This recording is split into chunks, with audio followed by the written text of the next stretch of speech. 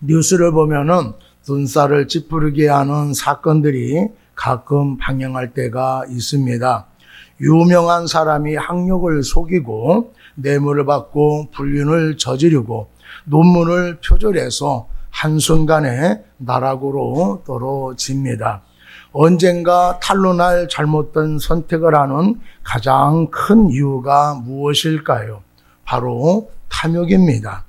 욕심이 없는 사람들이 어디에 있겠습니까? 욕심을 절제하며 살아가느냐, 아니면은 그렇지 못하느냐라고 하는 차이뿐일 것입니다. 여러분, 갖고 싶다고 다 가질 수가 없고 가져서도 안 됩니다. 갖고 싶어도 자신에게 과분한 것이 있고 아직 때가 되지 않은 것도 있습니다. 그리고 좋아 보이고 필요해 보이지만은 자신에게 필요 없는 것도 있는 것입니다. 그런데 갖고 싶다고 좋아 보여서 가지려고 하다 보면은 과정도 잘못되기도 하고 결국에는 큰 낭패를 보는 경우들이 많이 있습니다. 욕심내서 잘못된 것을 보면은 비난하기보다는 나도 그럴 가망성이 있으니까 조심해야 되겠다라고 하는 생각을 해야 할 것입니다. 누구든지 욕심을 가지고 있기 때문에 이런 실수를 다 할 수가 있는 것입니다. 예수님께 인정을 받아 돈깨를 맡은 가룟 유다가 예수님을 은 30에 팔았습니다. 예수님이 십자가의 상에서 처참하게 죽는 모습을 보면서 후회하다가 죄책감을 이기지 못하고 극단적인 선택을 했습니다. 그런데 이 비극적인 사건을 그의 시작을 알리는 사도행전 1장에 왜 기록해 놓았을까요? 지나친 탐욕은 결국 패망을 가져온다라는 것을 교훈하기 위해서입니다. 탐욕은 인생을 망가뜨립니다. 오늘 말씀은 엘리사의 사환 게하시가 나병에 걸리는 비극적인 사건입니다. 아람 군대 장관 나아만은 엘리야의 말에 순종해서 요단강에 가서 몸을 7번 씻고 나병을 고침받았습니다. 나아만이 엘리사를 찾아와서 이스라엘의 하나님만이 진정한 신인 것을 고백하면서 예물을 주고자 했습니다. 엘리사가 단번에 거절을 합니다. 엘리사의 사환 게하시가 엘리사 몰래 나아만을 찾아갑니다. 엘리사가 보내서 왔다고 거짓말을 해서 은 2달란트와 옷 2벌을 받아서 자기 집에 감춰 두었습니다. 이 일로 인하여서 게하시와 그 자손들이 나병에 걸리게 되었습니다. 오늘 말씀을 통하여서 우리에게 주시는 교훈이 무엇인가를 살펴보려고 합니다. 첫 번째로 탐욕은 판단력을 흐리게 한다라고 하는 것을 말씀해 주고 있습니다. 나아반이 나병에서 고침받고 엘리사를 찾아와서 하나님만이 진정한 신이라고 고백을 합니다. 감사의 표시로 가지고 온 은과 금과 아주 비싼 옷을 선물로 주려고 했습니다. 그동안 엘리사는 어려움 속에서 선지자 학교를 운영해 왔습니다. 이 정도의 물질이면은 앞으로 물질 걱정하지 않고 학교를 운영해 갈 수가 있습니다. 그런데 엘리사는 예물을 받지 않았습니다. 나아만이 제발 받아달라고 부탁을 했음에도 불구하고 끝내는 거절해서 아쉬운 마음으로 아랍으로 돌아갔습니다. 게하시는 엘리사가 선물을 거절하는 걸 보면서 답답하게 생각을 했습니다. 그 많은 선물을 왜 안 받아 하면서 아까워했던 것이지요. 게하시는 지금 상황이 어려운 상황이기 때문에 물질을 원한 것이 아닙니다. 평소에 물질에 대한 욕심을 갖고 있었기 때문에 그 많은 물질을 돌려보낸 것이 너무나 아까웠던 것입니다. 탐욕에 사로잡힌 게하시는 나아만을 뒤따라 갔습니다. 그러면서 여호와의 사심을 맹세하고 내가 기필코 받아오겠다라고 그런 마음을 가지고 뒤쫓아 간 것을 보면은 이 게하시가 평소에 물질적인 욕심을 갖고 있었다라고 하는 것을 알 수가 있습니다. 나아만이 게하시를 보더니 엘리사를 대하듯 정중하게 대하며 평안합니까? 라고 물었습니다. 22절에 보면은 그가 이르되 평안하나이다. 우리 주인께서 나를 보내시며 말씀하시기를 지금 선지자의 제자 중에 두 사람이 에브라임 산지에서부터 내게로 왔으니 청하건대 당신은 그들에게 은 1달란트와 옷 2벌을 주라 하더이다 라고 이야기를 합니다. 우리 선생님이 선물이 필요 없다라고 거절을 했는데 제자 두 사람이 찾아왔습니다. 이들이 어렵다라고 하는 말을 듣고 은 1달란트와 옷 2벌을 필요하다고 저를 보내서 이렇게 찾아왔습니다라고 거짓말을 한 것입니다. 나아만은 보답하지 못해서 아쉬웠는데 뒤늦게라도 보답하게 되어서 기뻤을 것입니다. 그래서 1달란트를 달라고 했는데 호의를 베풀어서 2달란트를 주었습니다. 1달란트를 지금으로 우리가 환산을 하면은 몇억 되는 그런 큰 금액입니다. 2달란트를 얻었으니 게하시가 얼마나 좋아했겠습니까? 게다가 옷도 일반적인 옷이 아니라 아주 비싼 옷입니다. 그래서 무거워서 게하시가 옮기지 못하고 사환들을 시켜서 이제 게하시에게 갖다 준 것을 볼 수가 있습니다. 게하시는 자신의 욕심을 채우기 위해서 엘리사와 신학생들을 팔고도 아무렇지도 않았습니다.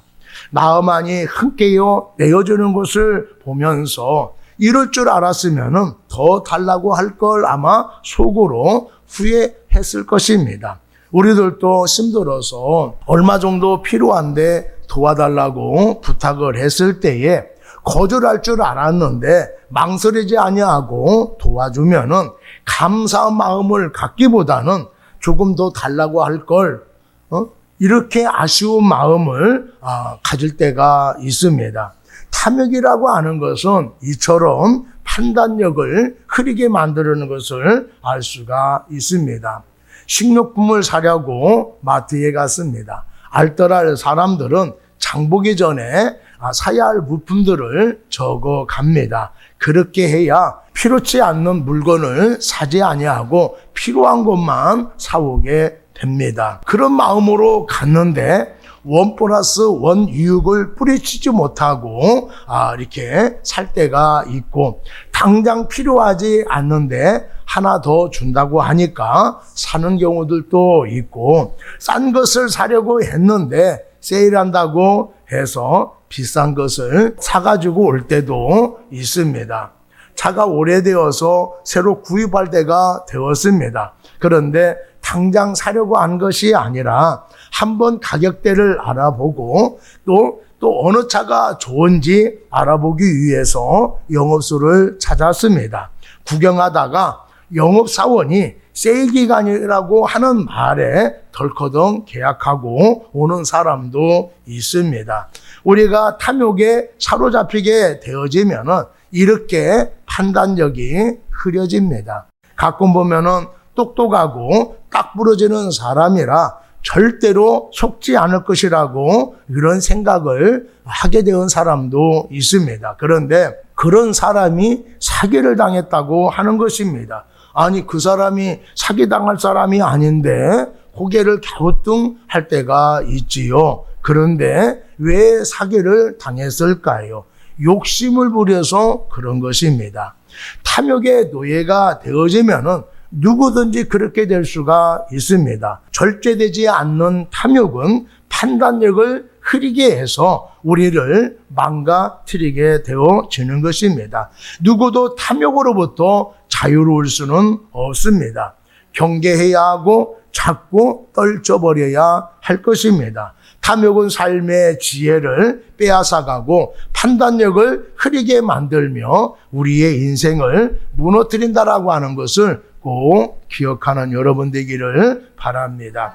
두 번째는 탐욕은 거짓말을 하게 만든다라고 말씀을 하고 있습니다. 게하시는 나아만에게 받은 옷과 은을 자기 집에 감추고 아무 일이 없었다는 듯이 엘리사에게로 돌아갔습니다. 엘리사가 게하시를 보자마자 어디 갔다 왔느냐라고 물었습니다. 이렇게 물은 것은 게하시가 무엇을 했는지 알고 뉘우치기를 이렇게 바라서 기회를 주기 위해서 물어본 것입니다. 그러면은 예물이 탐이 나서 거짓말을 하고 돈과 옷을 가지고 왔다라고 솔직하게 말을 했다고 한다라면은 상황은 달라졌을 것입니다. 그런데 게하시는 끝까지 아무데도 갔다 오지 않았다라고 거짓말을 해서 엘리사에게 책망을 듣습니다. 우리 26절 한번 보겠습니다. 엘리사가 이르되 한 사람이 수레에서 내려 너를 맞이할 때에 내 마음이 함께 가지 아니하였느냐? 지금이 어찌 은을 받으며 옷을 받으며 감람원이나 포도원이나 양이나 소나 남종이나 여종을 받을 때이냐라고 말을 했습니다. 게하시는 몰래 갔다 왔기 때문에 엘리사를 속일 수 있을 것이라고 생각을 했습니다. 그런데 엘리사는 다 알고 있었습니다. 예물을 받을 때에 양심에 찔림이 없더냐라고 묻고 있습니다. 거짓말을 해서 재물을 받을 때에 양심에 찔리지 않았더냐라고 물은 것입니다. 죄책감 들지 않더냐라고 묻고 있습니다. 선지자인데 물질의 유혹을 이겨내지 못한 것에 대한 안타까운 마음을 갖고 있는 것입니다. 그동안 잘못 가르쳐 따라가는 안타까운 마음도 들었을 것입니다. 그런데 게하시는 지금 무슨 말씀을 하시는 건지 모르겠네요 라고 이제 그런 표정을 짓고 가만히 있는 것입니다. 게하시는 나아만과 엘리사에게 아주 태연하게 거짓말을 했습니다. 거짓말을 해도 죄책감 같은 것을 느끼지 못했습니다. 이것은 거짓말이 습관화되어 있는 사람이라고 하는 것을 알 수가 있습니다. 여러분, 거짓말을 자주 하는 사람은 사단이 그의 마음에 들어가서 거짓말을 하지 않아도 될 때에 거짓말을 하게 되어지고 또 거짓말을 하는 데 있어서 또 그럴듯하게 거짓말을 하게 만든다라고 하는 것입니다. 요한복음 13장에 보면은 예수님께서 마지막 유월절 만찬을 하시는 도중에 괴로움을 느끼셔서 너희 중에 하나가 나를 팔 것이다 라고 말씀을 하셨습니다. 그 말씀을 듣고 제자들이 당황하면서 나는 아니지요 라고 그렇게 했습니다. 베드로가 예수님께 가까이 있는 제자를 보면서 머리짓으로 누구를 두고 하는 말씀인지 알아봐라 그렇게 했습니다. 예수님께서 빵 한 조각을 적셔서 주는 사람이 바로 그 사람이다라고 말씀을 하셨지만은 제자들은 무슨 뜻인지 알아듣지 못했지만은 가룟 유다는 알고 있었습니다. 이미 마귀가 가룟 유다의 마음속에 들어가서 예수를 팔려는 생각을 넣어 주었기 때문입니다. 불만을 품고 있을 때에 욕심을 사로잡혀 있을 때에 마귀가 그 마음을 사로잡습니다. 그러면 아무것도 아닌데 갖고 싶고 귀하게 보입니다. 지금 하지 않으면은 다른 사람에게 빼앗길 것 같고 영영 못할 것 같은 마음이 듭니다. 거짓말은 성령이 주시는 마음이 아니라 사단이 이용하는 마음입니다. 사기, 횡령, 공갈, 협박 등 모든 악의 뿌리는 바로 거짓말입니다. 마귀는 상대방을 이용하도록 그럴듯한 거짓말을 하게 만듭니다. 사람들은 진실보다는 그럴듯한 거짓말에 다 속아 넘어가는 것을 볼 수가 있습니다. 여러분, 어떤 분이 거짓말을 물 먹듯이 하는 사람이 있습니다. 거짓말을 하지 않아도 될 일에 거짓말을 합니다. 처음에는 그 사람이 말하는 것이 다 사실인 줄 압니다. 그런데 조금 사귀다 보면은 이것도 거짓말이고 저것도 거짓말을 하는 것을 알게 됩니다.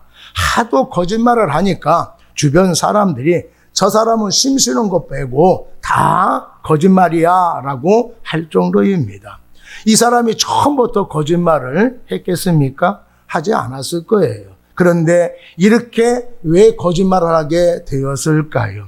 자신을 그럴듯하게 포장하기 위해서 이렇게 거짓말을 하는 사람도 있고 사람들에게 관심을 받기 위해서 거짓말할 때도 있습니다. 그리고 자신의 목적을 달성하기 위해서 거짓말을 하게 되는 것입니다.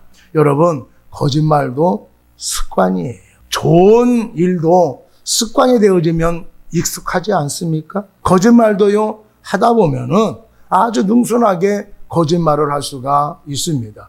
얼굴에 표시도 나지 않고 죄책감을 가지지 않고 그냥 거짓말을 하지요. 나쁜 일도 습관이 되면 잘 고쳐지지 않듯이 거짓말을 하게 되어져서 이것은 안 좋아서 내가 그만 거짓말을 해야 되겠다라고 마음의 결단을 해도 잘 고쳐지지 않습니다. 여러분, 좋지 않은 것이 있다고 한다면 과감하게 버리시고 좋은 습관을 가질 수 있는 여러분이 되기를 바랍니다. 엘리야의 시대만 탐심의 사건, 거짓말의 사건이 있은 것만이 아닙니다. 예전에 학력을 속이고 경력을 속이고 TV나 라디오나 기업체 등에서 고액의 강연료를 받으면서 수백 회 이상 유명 강사로 불려다닌 사람이 있습니다. 그런데 그가 강연을 하면은 유창한 화술과 입담으로 인하여서 많은 사람들이 매료가 되었습니다. 그런데 그의 학력과 경력이 다 거짓이었다라는 것을 탄로가 났습니다. 그가 낸 책이 베스트셀러가 되어졌는데 서점에서 모두 다 수거되었습니다. 그의 사기 행각에 전 국민들이 오랫동안 농락을 당한 것입니다. 거짓말의 끝은 항상 좋지 못한 결과를 가져옵니다. 거짓말은 하나님을 속이고 이웃을 속이는 것이라 결과가 좋지 못합니다. 아무리 그럴듯하게 말한다 하더라도 거짓말의 끝은 항상 불행이라고 하는 것을 기억하는 여러분 되기를 바랍니다. 하나님을 믿고 예수님의 가르침을 따라가는 성도라고 한다면 항상 하나님 앞에 또 사람들 앞에 진실되게 살아가야 될 것입니다. 세 번째로는 탐심은 징계를 받는다라고 하는 것을 말씀해주고 있습니다. 게하시가 그토록 갖고 싶은 재물을 갖게 되었을 때에 그 결과가 무엇이었습니까? 우리 27절 한번 보겠습니다. 그러므로 나아만의 나병이 내게 들어 내 자손에게 미쳐 영원토록 이르리라 하니 게하시가 그 앞에서 물러나오매 나병이 발하여 눈같이 되었더라라고 말씀을 하고 있습니다. 엘리사가 무시무시한 저주를 이제 하게 되어져서 방으로 나갔습니다. 그런데 그의 몸이 흰눈같이 나병으로 전신에 번지게 되어졌다라고 말씀을 하고 있습니다. 이것으로 끝나는 것이 아니라 자손들까지 나병에 걸리게 되었다라고 말씀을 하고 있습니다.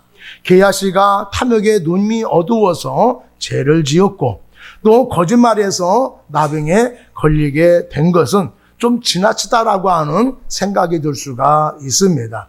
게하시가 그동안에 엘리사의 이제 사환으로서 활동을 했으니까 앞으로 다시는 이런 짓 하지 말라라고 혼내고 그냥 지나칠 수도 있었을 것입니다.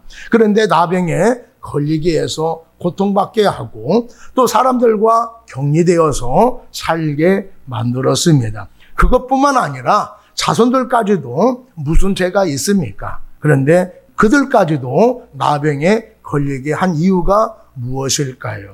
먼저는 탐심도 큰 문제이지만은 더 큰 문제는 마음 안에 고침받은 것을 통해 영적으로 깨달음을 얻지 못했다라고 하는 것입니다. 우리 26절 하반절을 한번 보겠습니다. 지금이 어찌 은을 받으며 옷을 받으며 감람원이나 포도원이나 양이나 소나 남종이나 여종을 받을 때이냐, 이렇게 책망을 했어요. 엘리사는 나아만이 고침받는 것을 보면서 이방인이 하나님의 말씀에 순종해서 고침받는 역사를 경험하고 돌아갔는데 왜 이스라엘은 이런 믿음이 없느냐라고 안타까워하는 내용입니다. 여러분들 여기에 깊은 관심을 가져야 돼요. 하나님의 은혜가 이스라엘을 떠나가고 있는데 무슨 물질이 필요 있겠느냐라고 하는 거예요. 그래서 물질을 안 받은 거예요. 물질이 필요 없어서 안 받은 것이 아닙니다. 지금 물질이 너무나 필요해. 그런데 물질을 안 받은 이유는 하나님의 은혜가 떠났는데 어찌 그 물질이 필요하겠느냐 그거지요. 어떻게 보면은요, 더 나가서는 선지자를 양성해봐야 무슨 소용이 있겠느냐, 이런 안타까운 마음을 지금 갖고 있는 거예요. 너 물질을 돌려보냈다라고 속상해할 것이 아니라 이스라엘 백성들에게 그만한 믿음이 없는 것을 보고 속상해야 되지 않겠느냐라고 말하고 있는 것입니다. 하나님의 은혜와 말씀의 능력이 이스라엘을 떠나서 이방인들에게 넘어가는 심각한 때에 너는 은이나 챙기고 옷이나 챙겨서 되겠느냐라고 말씀을 하고 있는 것입니다. 예수님께서도 나아만이 나병에서 치료받는 것에 대해서 나아만과 이스라엘 사람과 비교해서 말씀하신 적이 있어요. 누가복음 4장 27절에 보면은 또 선지자 엘리사의 때에 이스라엘에 많은 나병 환자가 있었으되 그 중에 한 사람도 깨끗함을 얻지 못하고 오직 수리아 사람 나아만 뿐이었느니라 라고 똑같은 말씀을 지금 하고 있어요. 엘리사의 때에 이스라엘에 많은 나병 환자들이 있었습니다. 그러나 하나님은 그 어느도 엘리사에게 보내지 않으셨습니다. 오히려 하나님은 이스라엘 사람들의 철천지 원수인 아람 군대 장관 나암에게 작은 믿음이 있는 것을 보고 그를 엘리사에게 보내셨습니다. 엘리사를 소개한 사람이 권력자나 유명한 의사가 아니라 전쟁에서 붙들려온 어린 소녀였습니다. 나아만은 그 여종의 말을 듣고 엘리사를 찾아갔습니다. 하나님의 말씀에 순종해서 요단강에 가서 몸을 7번 담금으로 말미암아 고침을 받았습니다. 예수님께서 이 말씀을 하시는 이유는 너희에게 왜 이 나아만 같은 믿음을 갖고 있지 못하느냐, 하나님의 말씀이 왜 순종하지 못하느냐라고 말씀하고 있는 거예요. 엘리사보다도 더 능력이 크고 많은 내가 여기에 있는데 왜 너희들은 나오지 않느냐, 왜 나를 믿지 못하느냐라고 책망하고 있는 것입니다. 사람들이 교회에 다니고 있는데 믿음에는 전혀 관심 없고 사업이나 사람과의 관계만 신경 쓰고 있다면은 목회자는 걱정이 됩니다. 이런 것들이 우리가 살아가면서 소용이 없다라는 말이 아니에요. 중요하지요. 그런데 성도들은 믿음이 있어야 되고 은혜에 대한 사모함이 있어야 됩니다. 우리들의 삶의 근본적인 문제는 지금 당면하고 있는 문제가 감당이 안 되어져서 걱정되고 어려운 것이 아니에요. 대부분의 어려움은 믿음이 적은 데서 오는 것입니다. 감당할 수 없는 문제를 만났다고 하더라도 믿음이 굳건하면은요, 이겨낼 수 있습니다. 여러분, 지금 내가 당면한 문제만 보지 마시고 믿음을 점검해 보는 여러분이 되기를 바랍니다. 문제를 이겨낼 수 있는 믿음을 가지고 있는지 살펴보시기를 바랍니다. 하나님의 일하심이 보이는지 한번 여러분들 보시기를 바랍니다. 교회 나온 지 얼마 되지 않는 사람인데 힘든 상황 속에서 낙심하지 아니하고 이겨내면서 하나님의 은혜에 감사하는 모습을 보면서 나는 왜 이러지 못할까? 나에게는 왜 이런 은혜가 없을까? 생각해 봐야 되는 것입니다. 다른 사람들은 은혜 받아 즐겁게 행복하게 살아가고 있는데 나 혼자만 짜증내고 있는지 한번 생각해 보시기를 바랍니다. 주님은 은혜가 없고 믿음이 없는 것에 대해서 안타까워 않고 현실이 어둡다라고 물질이 없다라고 낙담하고 있는 나를 보면서 안타까워하고 있는 것입니다. 예수를 믿는 우리들은요, 세상 사람들이 가질 수 없는 것을 가지고 있어요. 그게 무엇입니까? 예수를 믿는 믿음이지요. 하나님의 사랑과 하나님의 은혜를 갖고 있습니다. 성령의 능력을 갖고 있습니다. 이런 것들은요, 돈을 주고 살려도 살 수가 없을 만큼 귀한 것입니다. 이런 것에는 전혀 관심이 없고 오직 물질에 관심을 갖고 있습니다. 물질이 없는 것보다도 하나님의 말씀과 은혜가 없다는 것에 안타까운 마음을 가질 수 있는 여러분이 되기를 바랍니다. 사랑하는 여러분, 물질도 필요하겠지만은 우리에게 더 필요한 것은요, 믿음입니다. 하나님의 은혜예요. 성령의 능력입니다. 그것만 갖고 있다 한다면 여러분들이 어떤 위치에 놓여 있다 하더라도, 내가 절망 속에 빠져 있다 하더라도, 내가 다시 일어설 수 없는 그런 상황에 놓여 있다 하더라도 그 사람은 일어설 수 있는 사람이 되어지는 거예요. 그러니까 물질이 없다라고 나를 도와주는 사람이 없다라고 걱정하는 것이 아니라 내가 믿음이 갖고 있는지, 하나 은혜가 충만한지, 내가 주님을 의지하고 있는지 한번 생각해 보시라라고 하는 거예요. 내가 그런 믿음을 갖고 있다 간다라면은 그 사람은요, 한숨을 내쉬지 않아요. 왜? 주님이 계시고 주님은 나를 도와주시는데 내가 무슨 걱정이 있겠느냐라고 하는 마음으로 일을 진행하다 보면은 하나님의 역사가 나타나게 되어지는 거예요. 기대하지 않은 놀라운 역사들이 나타나게 되어집니다. 여러분들, 그러니 땅의 것을 구하지 말고 하늘의 것을 구하는 여러분이 되기를 바랍니다.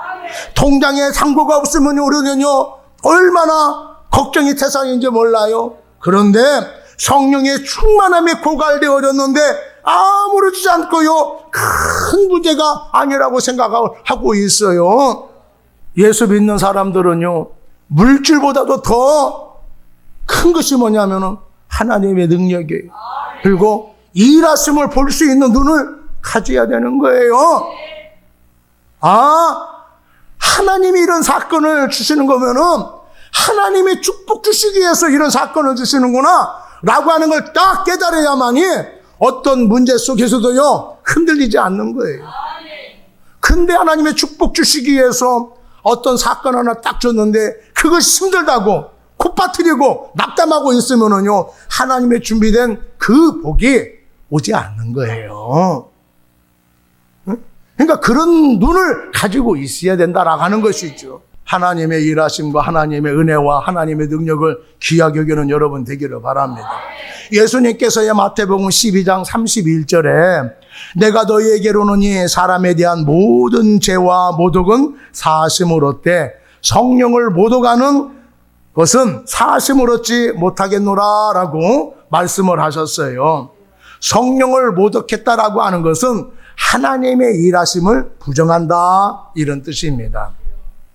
누가 봐도 하나님께서 하신 것인데 아니라고 하는 사람, 하나님을 부정하는 것과 똑같다라고 하는 거예요. 누구든지 하나님의 역사하심을 무시하거나 거절하면은 용서함 받지 못하는 것입니다. 특히 선지자인데, 사역자인데 하나님의 일하심과 역사하심을 모른다거나 부정하면은 자격이 있겠습니까? 이것만큼 큰 죄가 없는 거예요. 만약에 게하시가 탐욕이 있고 하나님의 역사하심을 분별하지 못하는데 용서해서 그냥 사환으로 키워가지고 엘리사의 후계자가 됐다고 가정을 해봅시다. 그러면 이 게하시가 어떤 선지자가 되겠어요? 싹군이 되는 겁니다. 싹군. 하나님을 팔아서 자기의 이득을 보는 싹군이 되어지는 거예요. 그러면은 얼마나 하나님의 영광을 가리는 사람이 되겠습니까? 이 사람을 놔줘야 되겠어요? 아니면 이 사람을 혼내줘야 되겠어요? 누가 보더라도 선지자의 자격이 없는 사람이에요. 그래서 성령을 모독하는 사람, 하나님의 역사하심을 모르는 사람, 하나님을 무시하는 사람, 이런 사람은요 용서할 수가 없다라고 말씀을 하고 있는 것입니다. 하나님의 일하심을 알 수 있는 여러분 되기를 바랍니다. 하나님의 뜻을 분별할 수 있는 여러분이 되기를 바랍니다. 그 다음에는 탐심이 우상이기 때문에 징계를 받았다라고 하는 것입니다. 하나님만을 섬겨야 되고 하나님 말씀에 절대적으로 순종해야 할 선지자가 물질의 마음을 빼앗기고 물질보다도 더 하나님을 사랑해야 되는데 하나님을 사랑하지 않고 물질을 더 사랑하고 있기 때문에 징계를 받은 것이다 라고 말씀을 하고 있습니다. 골로새서 3장 5절 6절 말씀에 보면은 그러므로 땅에 있는 지체를 죽이라 곧 음란과 부정과 사욕과 악한 정욕과 탐심이니 탐심은 우상 숭배니라 이것들로 말미암아 하나님의 진노가 임하느니라 라고 말씀을 하고 있습니다. 탐욕은 하나님을 제쳐놓고 물질을 더 소중하게 여기는 행위이기 때문에 하나님의 진노가 임한다라고 말씀을 하고 있습니다. 아담과 하와는 탐욕으로 인하여서 하나님이 주신 에덴에서 쫓겨났습니다. 에덴에서 쫓겨나고 마는 것이 아니라 그 결과로 인하여서 그의 후손들이 자자손손 죄 아래 살게 되었다라고 하는 것이지요. 여호수아 때에 아간이라는 사람이 탐심으로 인하여서 범죄함으로 인해서 자신은 물론이고 그의 식구들까지 몰살을 당했습니다. 나봇의 포도원을 빼앗은 아합과 이세벨은 탐심으로 인하여서 비참한 죽음을 당하게 되어졌습니다. 사도행전 보면은요, 아나니아와 삽비라가 나오게 되어지는데 땅을 팔아 헌금하기로 작정을 했습니다. 땅을 팔아서 큰 돈이 돌아왔어요. 전부 드리지 않고 전부 드렸다라고 거짓말을 했습니다. 안 드린 것이 아니에요. 많이 드렸습니다. 그런데 거짓말했다는 이유로 더 정확하게 이야기하면은 성령을 속였다는 이유로 부부가 한 날 죽었습니다. 왜 거짓말을 했을까요? 다 드리려고 하니까 아까운 마음이 들어서 거짓말을 한 것입니다. 이 모든 것의 뿌리는 바로 탐욕에 있는 것입니다. 탐심은 인간을 병들게 하고 죄에 깊이 빠져들게 만드는 것입니다. 야고보서 1장 15절 말씀에 보면은 욕심이 잉태한 즉 죄를 낳고 죄가 장성한 즉 사망을 낳느니라 라고 말씀하고 있습니다. 여기서 욕심이라는 단어에 탐심을 한번 넣어 보시기를 바랍니다. 탐심이 잉태한 즉 죄를 낳고 죄가 장성한 즉 사망을 낳느니라 라고 하는 말이 됩니다. 세상에서 탐심으로 살아가는 사람은 결국에는요 불행하게 됩니다. 탐심에서 벗어나야 사람답게 살 수가 있고 탐심을 덜어내면은 행복해질 수가 있습니다. 죄를 짓지 않으면요 평탄하게 살아갈 수가 있습니다. 우리를 파괴하는 것은요 상황이 아닙니다. 세상이 아닙니다. 우리 안에 있는 탐욕입니다. 탐욕은 우리의 인생을 불쌍하게 만들고 결국에는 죽음에 이르게 하는 것입니다. 중국 고전 열자에 탐욕에 관한 이야기가 있습니다. 옛날 중국의 한 마을에서 대낮에 한 남자가 금을 훔쳐 달아나다가 붙잡혔습니다. 판관이 붙잡혀온 남자를 보면서 환한 대낮에 사람들이 그렇게 많은 시장에서 금을 훔쳐 달아나다니 제정신이요? 도대체 무슨 생각으로 그런 일을 저질렀어? 라고 묻자 그 금을 보자마자 너무 갖고 싶어서 사람들이 눈에 보이지 않았습니다. 라고 말을 했다고 그래요. 이 말을 듣고 판관은 취금지시, 불견인이라고 말을 했다고 합니다. 욕심에 눈이 어두우면 다른 것은 눈에 보이지 않는다라고 하는 뜻입니다. 사람들이 탐욕에 눈이 멀면은 사리를 옳게 분별하는 힘을 잃게 되어집니다.